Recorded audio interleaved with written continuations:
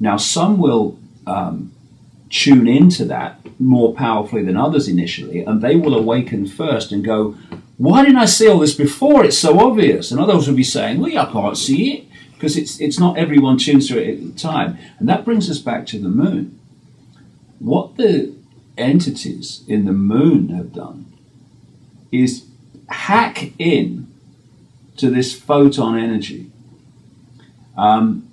through what I call the moon matrix. And, you know, all these ancient cultures around the world talk in their different forms about genetic manipulation by the gods. I would say this, Megan, after finishing this book, that the genetic manipulation, particularly manipulation of the reptilian genetics and the reptilian brain, which has a fundamental impact on human behavior and perception, as I explain in detail in the book, I say that that genetic manipulation has been to tune humanity into this moon matrix, and that we are experiencing a fake reality which when you disconnect from it, you start to see life in a completely different way.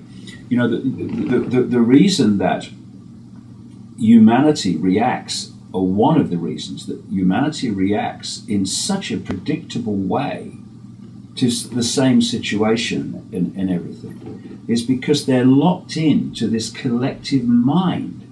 You know, there was that certainly alleged, but whether it was real or not, it doesn't matter. What he was put into his mouth was fantastic. Don Juan Matos, the Central American shaman that Carlos Castaneda said that he was quoted by. Well, after I've got a long way down this road, I've come across some of the quotes from Don Juan, and I nearly fell off my chair. I mean, he's saying at one point that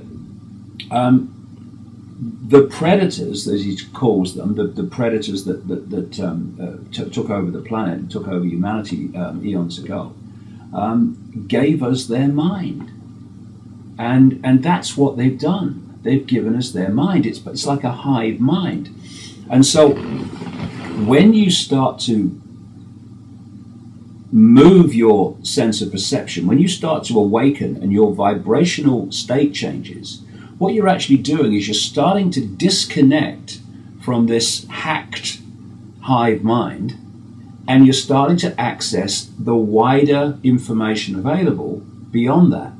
And what happens then is your perception and your sense of possibility just starts to explode.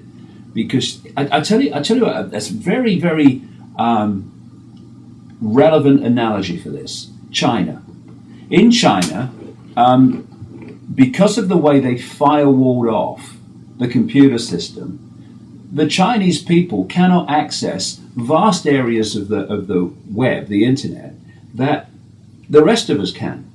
And that is so symbolic, more than symbolic, it's a very powerful analogy for what's happened. We have been firewalled off from the level and range of perception that we should naturally have. Well, that makes a perfect amount of sense. And you also look at, the way that the Earth is traveling through its galactic ecliptic orbit, sort of travels rather like a carousel horse. It goes up and down. So not only are we having the phenomenon where the information energy that's coming from the sun is changing, but we're also coming up now through the galactic ecliptic. We're getting all of this additional vibrational energy coming in from galactic center, which is going to change things, of course. And with regard to the moon, there's so many things about the moon that are completely anomalous. Why does it ring when struck like a bell? Exactly. Why is it that we're only seeing one face? And what the hell is on the other side? There is so many anomalies to the moon. It's extraordinary. And not only that, fantastic, certainly not coincidences, in the way the size of the moon relates to the size of the Earth, relates to the size of the sun. The fact that the moon is so perfectly positioned that it covers the sun when looked from the Earth at a time of an eclipse. I mean, that's extraordinary, and it's part that the reason for these apparent anomalies and these well, not coincidence, these perfections of symmetry between the three bodies, the Sun, Moon, and Earth. It's all part of this creating this sub-reality. And it seems to me that there is a modus operandi whereby these entities that I call the reptilians have these extraordinary moons which they put into orbit around a planet. Now, the first thing that happens when you do that, if you do it in a certain way, you create devastation on the planet. Now, look at all these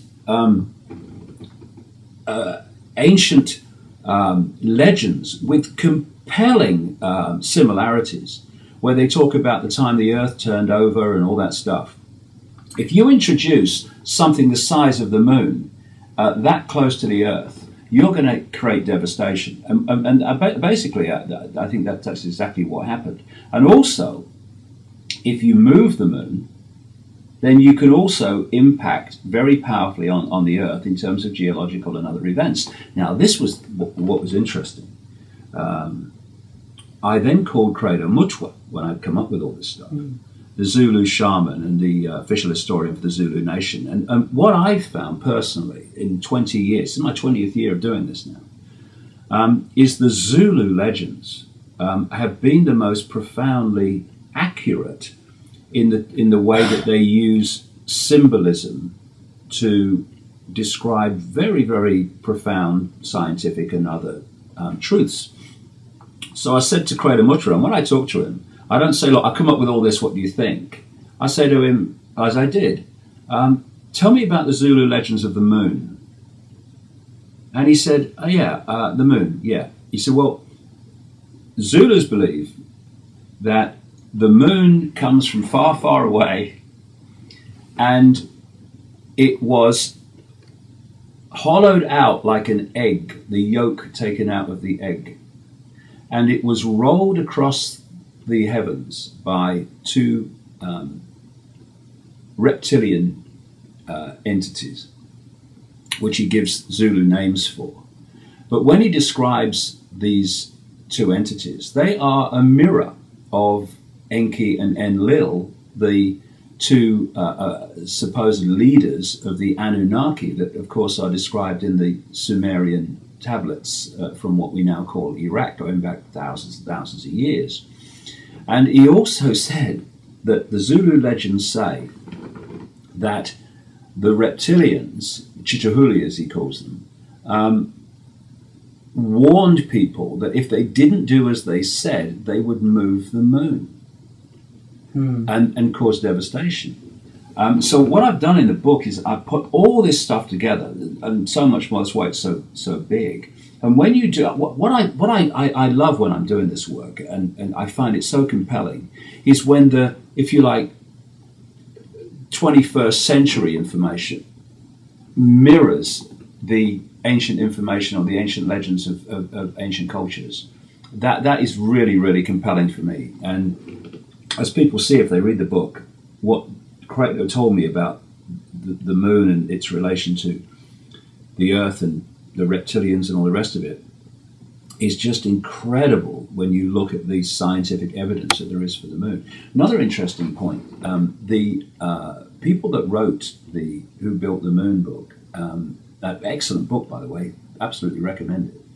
They say that they established that the moon also relates to this measurement called the megalithic yard, which a guy called Tom way back said that he had established that great megalithic kind of constructs like Stonehenge were built to this measurement, which he called the megalithic yard.